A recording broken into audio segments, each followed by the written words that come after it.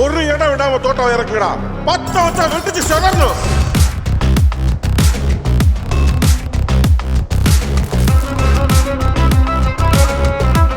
எட்ரா கொக்கி. தகதோம் தகதரி கிடதோம் தகதரி கிடதோம் தகதோம் தகதரி கிடதோம் தகதரி கிட தகதோம்.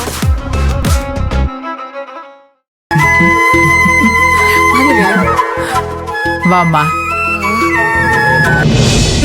அத்தை இந்தாங்க ஸ்வீட் எடுத்துக்கோங்க. என்னம்மா செல்வி, என்ன விசேஷம்? ஸ்வீட்ல வாங்கிட்டு வந்திருக்க?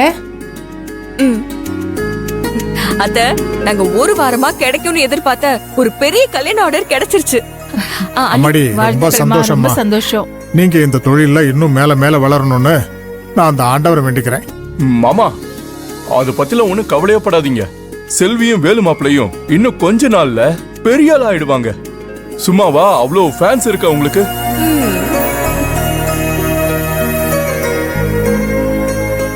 பெரியவங்க உங்க ஆசீர்வாதம் இருந்தா கண்டிப்பா அந்த அளவுக்கு வந்துருவோம் மாமா. அத பாக்கதாண்டா வேலு நான் ஆசையா காத்துக்கிட்டு இருக்கேன். நிச்சயமாக்கா. அத்தை இது பெரிய ஆர்டர். இந்த ஆர்டர்ல நிறைய பணம் வரும். அத நம்ம பூஜாவோட கல்யாணத்துக்கு மட்டும்தான் யூஸ் பண்ணணும்னு சொல்லி நானும் வேலுவும் முடிவு பண்ணிருக்கோம். ஆமாடி செல்வி, பூஜா கல்யாண விஷயத்துல எங்களை விட நீதான் ரொம்ப பொறுப்பா இருக்க. என்ன தேவை, என்ன வாங்கணும்னு பார்த்து பார்த்து சேர்த்து வைக்கிற. உன்னை நினைச்சா எங்களுக்கு ரொம்ப பெருமையா இருக்கு. அத்தை பூஜா நம்ம வீட்டு பொண்ணு. அவ போற இடம் பெரிய இடம். நம்ம வீட்டு கௌரவத்தை நம்ம விட்டு கொடுத்துட கூடாது. அப்பதானே அவ சந்தோஷமா அங்க வாழ முடியும். அதுக்குதான் ஒவ்வொன்னத்தையும் யோசிச்சு யோசிச்சு சேர்த்து வைக்கிறேன்.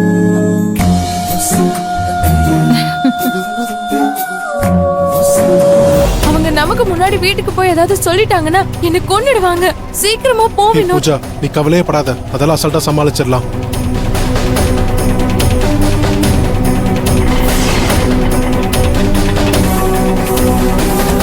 இந்தப்பா சில்லற வேண்டாம், போ போ போ.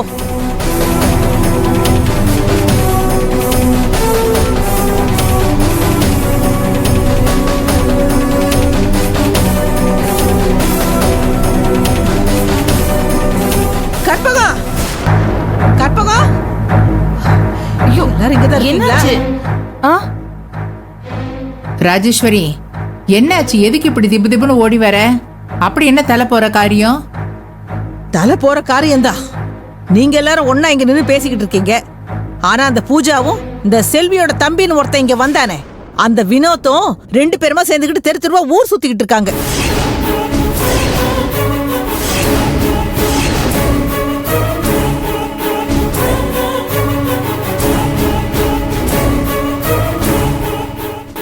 ராஜேஸ்வரி, வார்த்தைய அளந்து பேசு. எவ்வளவு தைரியம் இருந்தா என் பொண்ணை பத்தி பேசுவ? உண்மைய சொல்றதுக்கு நான் எதுக்கு பயப்படணும்? 2 பேரும் ஜோடியா பைக்ல போறத என் கண்ணால நான் பார்த்தேன். இத பாருங்க அத்தை, இல்லாததை இட்டுக்கட்டி சொல்றது உங்களுக்கு என்ன புதுசா?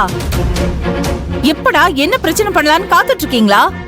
அத்தை இதெல்லாம் நல்லா இல்ல சொல்லிட்டேன்.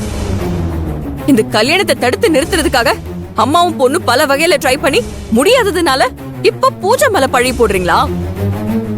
ஷூ, உங்களுக்கு இதெல்லாம் அசிங்கமா இல்ல? எத்தனை தடவை அசிங்கப்பட்டாலும் உங்களுக்கு புத்தி மட்டும் வராதுல? நான் எதுக்கு அசிங்கப்படணும்? அதா பூஜா இந்த குடும்ப மானத்தை காத்துல பறக்க விட்டுட்டு உன் தம்பின்னு ஒருத்தன் இங்க வந்திருக்கானே, அவன் கூட அசிங்கமா ஊரை சுத்திக்கிட்டு இருக்கிறா. தம்பின்னு சொல்லிட்டு ஒருத்தனை வீட்டுக்கு வர வச்சு அவன் கூட சுத்த விடுறதெல்லாம் ஓம் பிளான் தானே? நிறுத்துங்க. இதுக்கு மேல என் தங்கச்சியை பத்தியும் செல்வியை பத்தியும் தப்பா பேசுனீங்க, அப்புறம் நான் மனுஷனாவே இருக்க மாட்டேன். வயசுக்கு தகுந்த மாதிரியா பேசிட்டு இருக்கீங்க? வாயை திறந்தாவே வம்புதான். என்னதான் உங்களுக்கு நல்லது பண்ணாலும் நீங்க திருந்தவே மாட்டீங்கல்ல? ரொம்ப கோவப்படாத வேலு, நான் என் கண்ணால பாத்துட்டு வந்துதான் பேசுறேன். சரி, அப்படி உன் தங்கச்சி மேல நம்பிக்கை இருந்தா அவ எங்க இருக்கான்னு சொல்லு. இது பாருங்க, அவ காலையில இருந்து வெளியில போல, வீட்டுல தான் இருக்கா. வெளியில போகலையா இல்ல அவ வெளியில போனதை நீ பாக்கலையா? உங்களால முடிஞ்சா பூஜாவை நீங்க வீட்டுக்குள்ள இருந்து வெளில வர வைங்க. அப்படி மட்டும் அவ வந்துட்டா உங்க எல்லார் காலையும் விழுந்து நான் மன்னிப்பு கேட்கிறேன்.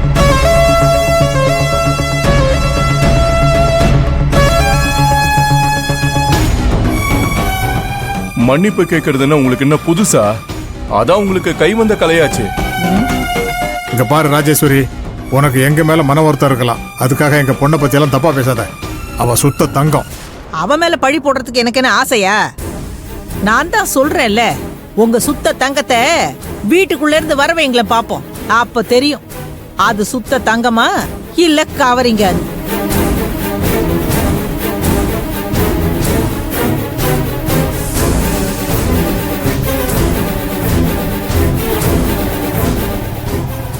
என்ன பூஜாவை கூப்பிடுன்னு சொன்னது எல்லாரும் அமைதியாயிட்டீங்க?